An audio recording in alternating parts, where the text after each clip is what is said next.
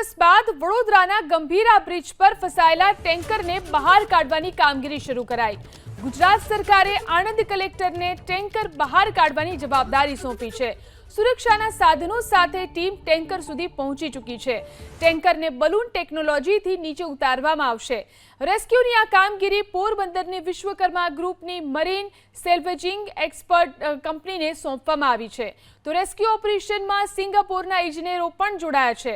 યોગ્ય સર્વે કરાયા બાદ ટેન્કરને નીચે ઉતારવાની કામગીરી શરૂ કરાઈ છે। અકસ્માત સમયે ટેન્કર ફસાઈ જતા ટેન્કર માલિક મુશ્કેલીમાં મુકાઈ ચૂક્યા હતા। ટેન્કર ઉતારવા માટે વડોદરા અને આણંદ જિલ્લા પ્રશાસન ખોખો રમતા હતા। હવે ટેન્કર ઉતારવાની કામગીરી શરૂ કરાતા ટેન્કર માલિકે રાહતનો શ્વાસ લીધો છે। તો ગંભીરા બ્રિજ પર જોઈ શકાય છે કે આ ટેન્કર હજી સુધી પણ લટકેલી સ્થિતિમાં છે।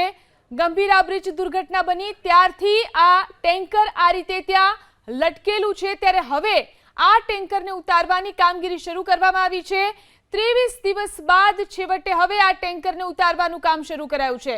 ટેન્કર માલિકે વારંવાર આ ટેન્કરને ઉતારવા માટે અરજી કરી હતી। જોઈ શકાય છે કે કેટલા ભયાનક દ્રશ્યો લાગી રહ્યા છે। આ સાથે જ ટેન્કરની નીચે કઈ રીતે તેને ઉતારવાની કામગીરી ચાલી રહી છે તે પણ આ દ્રશ્યોમાં દેખાઈ રહ્યું છે।